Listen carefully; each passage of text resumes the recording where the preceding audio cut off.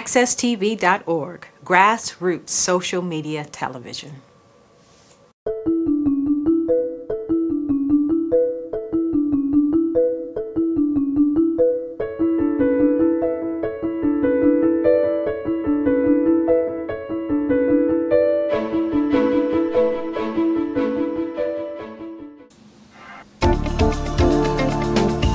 AccessTV.org.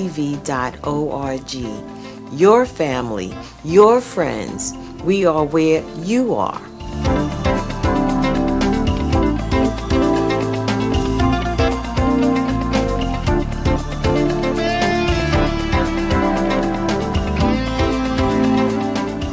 Welcome to another series of Education One. My name is Sam Cephas, host of Education One. We have a powerful guest this Tuesday on Education One. His name is Henry Milner, and believe me, he is a force within prison reform and actually prison consciousness. Welcome to the show. How you doing? You came on last year, but I want the audience and actually the viewers to really know who you are, what you do, and give them a brief overlay of, again, who is Henry Milner? Well, Henry Milner is a person who cares about people and who has formulated a formula to keep people out of prison and to get them on a straight and narrow in a sense of not being rehabilitated but re-educating them how to live. I used to be an ex-felon in the state of Connecticut. I'm 12 times convicted in this state. I'm the only convicted felon who created a bill that became law, who did the research on it when I was part of Create Change leadership team. And 2.5 years after it was formulated, it became law. Then 10 years after it was written, I had President Obama pass it on the federal level. I asked him if a bill came across his desk to sign it to give a convicted felon back a life. And so happened that my bill was the bill that was coming across his desk at the time. And he showed me better than he could tell me how true his words were and how he felt about giving a convicted felon back a life. The funny thing about this is this month is Black History Month. Yes. And to me, this is actually something will go down in history for a number of years because everything people say starts in New York or starts in California or starts in Texas. It started in Connecticut with a person that came out of the grassroots.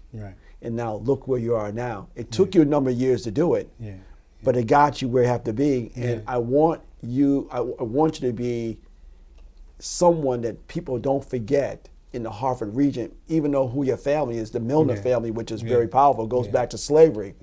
And your cousin is Thurman Milner, but again, is that this is unique to me because prison reform or prison anyway, consciousness is been an issue for a number of years.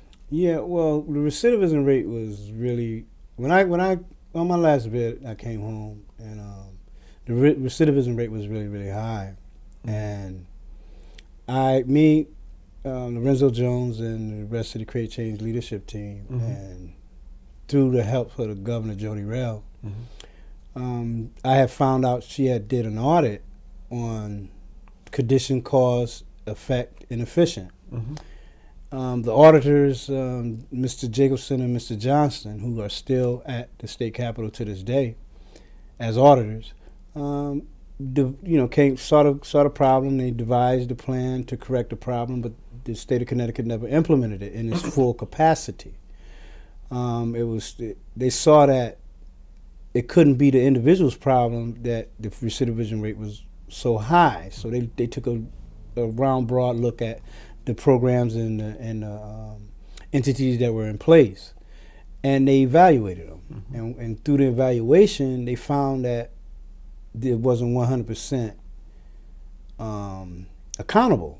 They didn't have the documentation that they should have had to show that it was the individual's problem. So they saw that it was a problem with the programs and the entities that were in place. And when I found that audit, I took it to legislature. I took it to the LOB. And before they came out with their decision, the audit was this thick. They came out with a proposal, a half-an-inch thick.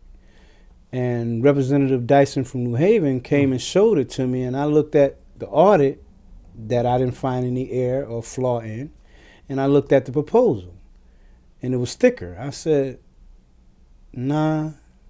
I said, that's not going to work. And he handed it to me, I took it, and I dropped it on the floor, and I stepped on it. I says, I guarantee you in that half-an-inch thick paper, it doesn't entail what the audit does. And the audit main issue was accountability. And because there's no accountability in the state nor in this country.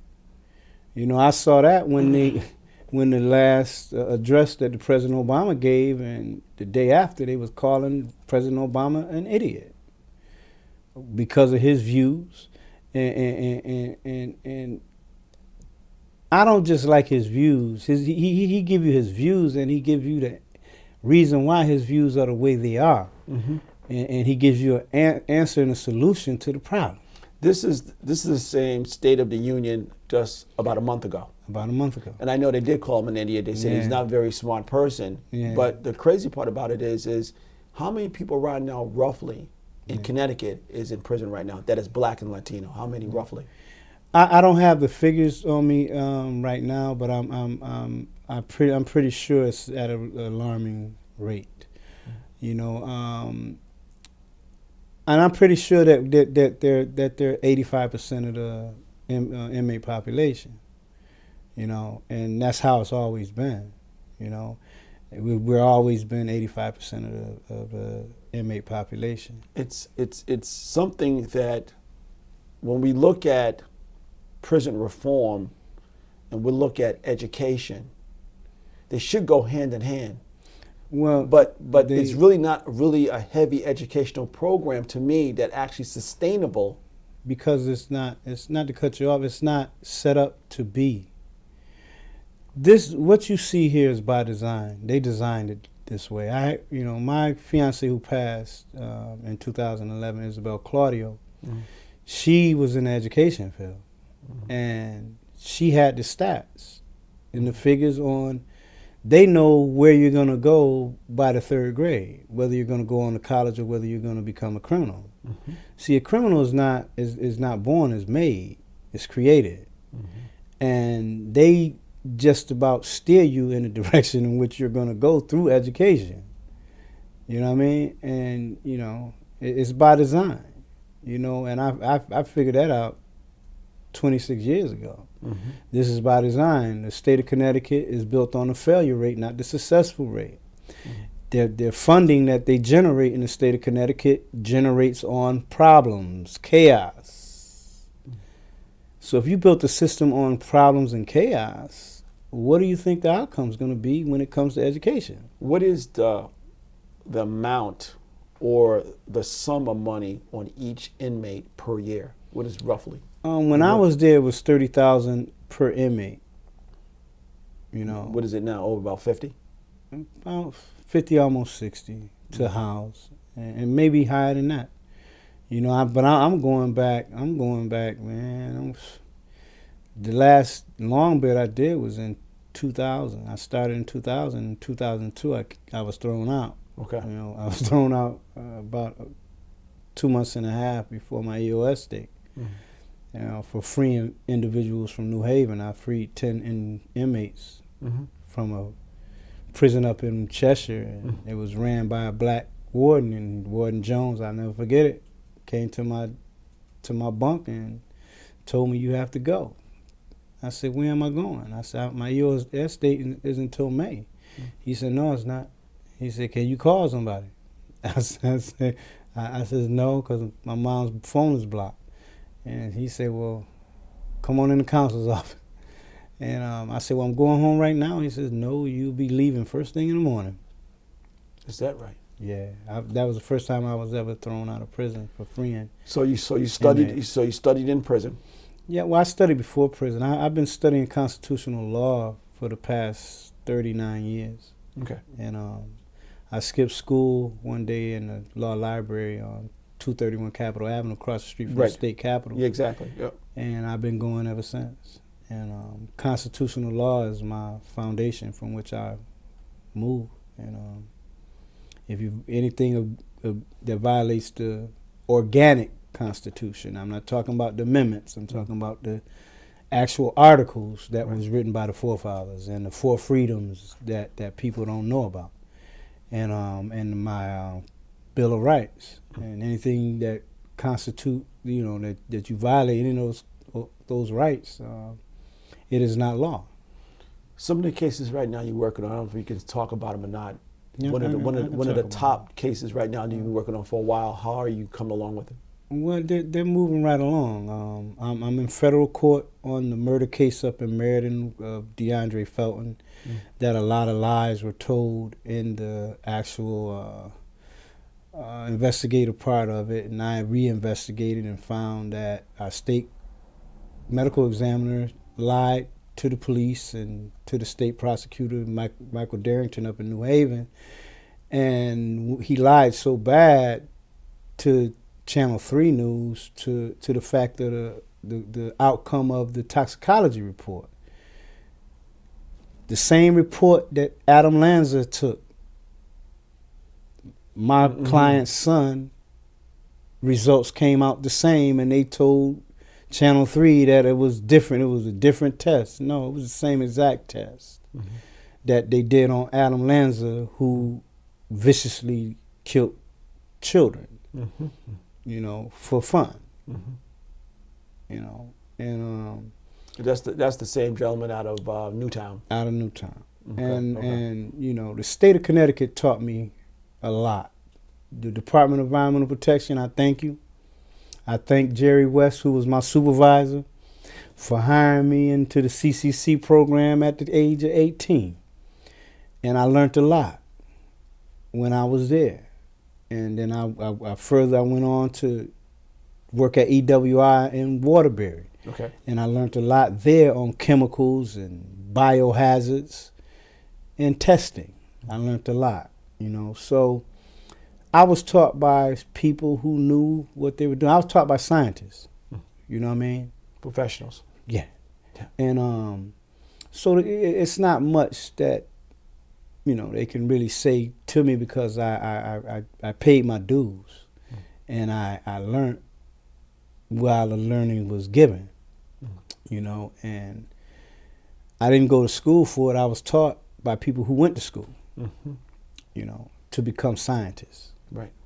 And I had a lot of great jobs, and I have 17 years of school, and I just didn't go to college. I was doing college courses when I was in high school, way before the classical magnets and the college preparatory. I was in higher horizon, and it is a shame that it actually is not really a lot of community schools around anymore. We become centralized and well, I think what they're doing is destroying. They're not really. Well, they're programming, and I'm not into programming.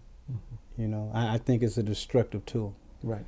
And I'm an out-of-the-box thinker. I'm not contained. You can't contain my intelligence. It's got to roam free. The crazy part about this whole thing is that the state of Connecticut, which I've been reading for the last few weeks, have not really made any major changes within their system. Well, I'm going to go back to what I said previous. It's by design, brother. If you designing to keep a people in a condition of always being up under your foot and always being subservient to you, this is the result that you're going to get. And if you think you're going to get a different result, then I got swampland in Florida you can have. You ain't even got to pay for it. I'll let you have it. You can go build a house on it and watch it sink into a hole. Right. When it comes to their madness, and I call it madness because it is what it is, to me, the outcome is going to remain the same. I'm not looking for a different outcome until they change their methods. And if their methods are the same, then the results are going to be the same. Well, we're going to stop on that note. I got a few bills to pay, and we're going to go to commercial, and we'll be right back. See you in a few minutes.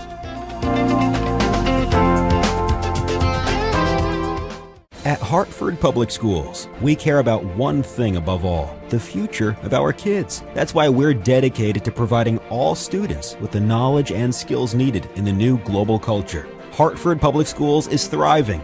More student success stories, more world-class facilities, more university and corporate partnerships, more amazing talent coming and staying in Hartford. This is how education is supposed to work. Welcome to Hartford Public Schools, where the future is present.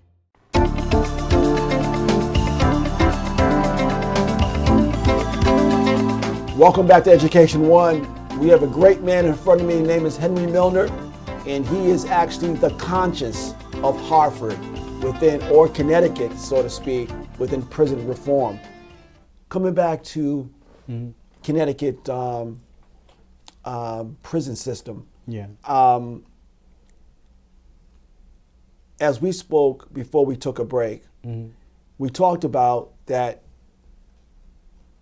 when you see the lady standing up there with the two, I guess, handles or whatever, it's really uneven how this thing really is right now, because when I look at the rate of whites being imprisoned and blacks and Latino, it's so far out of reach, it's unbelievable. And when I look at actually the crime that I see on TV, I may not read it every day in the Hartford Courant or the Connecticut Post in Bridgeport, but they look at towns like Bristol, Willimantic, towns that you never think that things happen with actually white on white crime. But we always get the high visibility of black crime in New Haven and Hartford. And to me, I feel that's unjust. Well, once again, I'm going to tell you, it's by design. The only time they really recognize white on white crime is when there's a slaughter of individuals, or if like what happened in Cheshire, they raped and beat and set the child on fire. Right. You know, when things are way out of hand. Connecticut and throughout this country have always been a facet of not making what was good for the goose good for the gander. They try to contain stuff, and you never know what's really going on until you actually look. And you can take Governor John Rowland's stepson when he got busted with that marijuana. You know what I mean? And or even Malloy's son. Yeah, you know, they gave him a slap on the hand, and you know, in the city, people go to jail for that. You know what I mean? First time offense. But so it's always been that concept of incarcerating us, treating us the way we are, and then you have black who are in position to make changes, like Senator Coleman, who's over judiciary now, who don't step up to the plate. You know, because he has a dual role. He's a paid attorney, and he's also in position of running the judiciary. It's really a conflict of interest because his livelihood is he still works as an attorney. So if he made a conscious stand-up, it would affect him in front of the judges, prosecutors, and a whole nine. Retribution was set in, and he knows that. He's conscious of that. And I'm conscious of the position that he's in. But my thing is, if you're in a position where it's going to be a conflict of interest, you can't do any justice for me. You can't fight for me. You can't stand for me. You can, but you jeopardize your livelihood. And I understand it. You know, I understand it. But these are the games in which they design. How can, and this is the last piece, what I want to tackle in the show, of how can MC Square or any nonprofit or profit organization education can help what you do right now? Well, the way you can help me is step outside the realm of consciousness and thinking outside the box. See, I'm an outside the box thinker. Always will, always have, and always will be. You can't help me if your hands are tied. You can't help me if you're contained within a box, or within a wall, or within a policy of madness. You can't help me. You know, the only thing you can do is help. By helping me is stay out of my way. You know, and let me be. Let me do what I do best. But you know, as far as you know, it's helping me. You can think outside the box like I think. Collaborate with what I know needs to go in place. And I'm against the grain. I don't roll with the grain. I roll against it. You know, so I can leave scratches and marks and dents. You know what I mean? And that's how I think. You know, if you're going against the groove, you ain't making nothing but noise. Do you have anything right now that you want to plan or whatever with people coming out of prison and going from, say that they don't have a GED or they don't have a whatever, the step-by-step process, well, stages? I started my programs in 2005. I want to stabilize a entity where they can come. If they don't have the education, they can come and learn. And if they don't want to come and get their GED, come and get a trade. You know what I mean? And put them into the workforce. You know, and a lot of the times the inmates come home, they done lost a lot of time. So the last thing they want to do is sit down and get a GED. You know what I mean? Which they have to do it. Which they have to do, and which they should do. Do it, right. You know, and but a lot of them don't, you know, because they lost a lot of time. You know, a lot of time has elapsed, and they don't want to go that route. So I can't force them to go that route. You know what I mean? You know, because they need shelter, food, clothes. You know, give them a trade. Give them something. Give them something to fall on, and then edge them back. Go get this education now. You got your job. Take out a month or two, study, and go get your GED. You know what I mean? And basically, what they want and what they need is stability out here. There's no stability, and what is in place. A lot of people are doing a lot of deceitful things with the entities that are in place. You know, I know that in every industry there's always a good and bad, but in Hartford is unique because you have this system in Hartford that a lot of people know each other. A lot of people partner up with whoever they want to partner up with, and the people in the middle have nowhere to go because guess what? The music stopped. There's no chair. So if you're in the middle, you have to take what's coming to you, which way you have to do it. But the entities that actually has the strength or the wealth or the power do not really go out and help the person in the middle. I know. And I know you've been struggling for a little bit. That's why I said it's a lot of it's a lot of clicked up stuff here, and that I don't click with people. I got love for everybody. Got love for me, and if you're moving in a positive and not in a negative, I'm good. You know what I mean? And I'm good with it. You know, I can work with it. I can network with it. You know, a lot of people in my city that I was born and raised in came from a foundation of positive, but when I left and came back, they were running on a negative. You know, that's why I say what I say when I say what I say. I pick and choose my words very carefully. You know, I know who you are. I know what you represent, and if it's not what I'm about, I don't partake in what you are trying to relay to people. You know, I'm positive about this education. I'm positive about this blackness. You know, I was born black. I love it. You know, I can't change it. Wouldn't if I could. You know, and I got to know who I was, where I came from at a very young age, you know, and it's a beautiful thing. It's a beautiful thing. Do you go into, I'm not quite if you can or not, but do you go back within the prison system to teach or talk? I haven't as of yet, but I can. Okay. You know, I have gone into the prison system. You know, I had to go in and see my son because he's in there now. Okay. And, you know, I have freed 2 more individuals from prison since last year. Okay. You know, I freed one. He just kept going back. I freed him 3 times. I told him, I said, this is it. You go back again, you're on your own. You know, and God has given me the power to go back and pull out. You know, and they didn't respect it at the courthouse, but they had to let me in there. They said, well, you better go get this lawyer.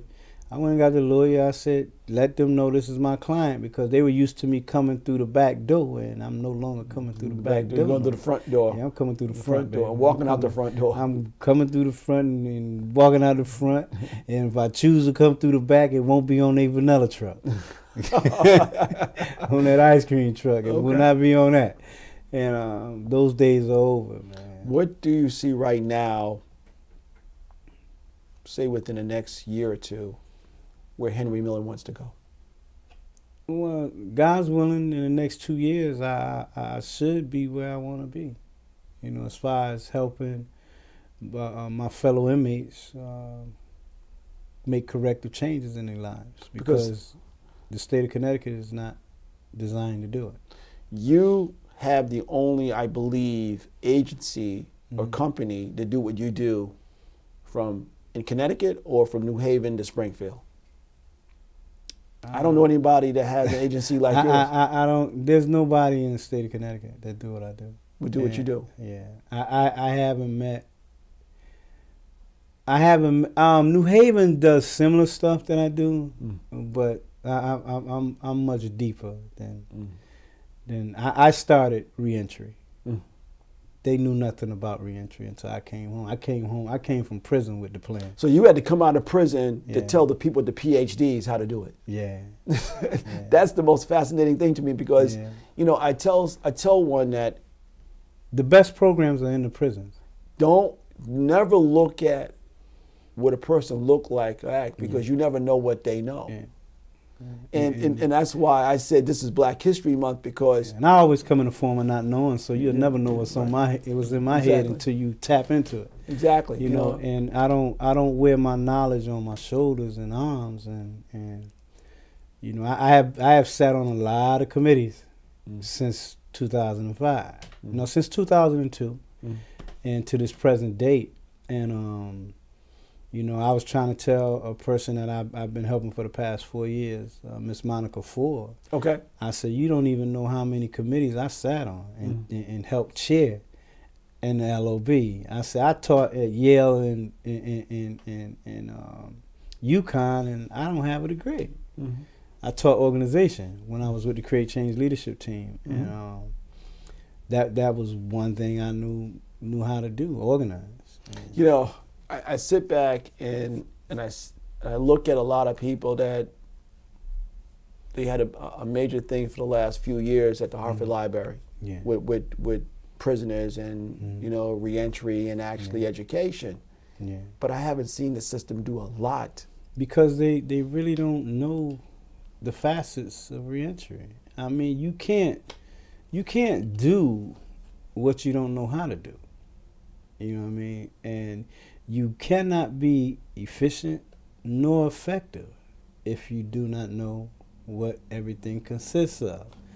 So that being said, you're going to have and produce the product that is being reproduced. You know, criminals aren't born, they're made. and where they're being manufactured at? The state of Connecticut are manufacturing criminals at a phenomenal rate. I said that in 2002 to legislature. It's unbelievable numbers. Yeah, and we're still at the same level of unconsciousness as far as our state legislature and government is concerned. You know, and I plan to be back this year at, Representative Matt Ritter wants me to help him on some issues and construct a bill surrounding club murders, and juice bar and club. One side is a bar and club, and the other side is a juice bar, and they got children clubbing with grown people. You know, that's a Molotov cocktail waiting to explode. You know, but when I look at a lot of things that are in place, it ain't nothing but Satan at his best. You know, and that's all I can say about that, man. I'm gonna let you state who you are, your phone number, and everything, because we're running out of time. All right. My name is Henry L. Milner. I'm founder and CEO of True Foundation. You can always reach me on my business cell. It's 860-692-0263. My office number is 860-527-1100. If you want to fax me anything, the fax number is 860-527-1102. And on those three numbers, you can always reach me. And my email address, I don't use it much, but I have one. It's henrymilner68@gmail.com. Well, that's another Tuesday. We ran out of time. It's, as I always say, if it's Tuesday, it's Education One. I see you on the internet. God bless, and I see you next week. Next week, we have a powerful guest. Her name, I call her Mrs. H. Her name is Hyacinth Yeti. She runs the most powerful NRZ in the South End of Hartford. Thank you, and God bless.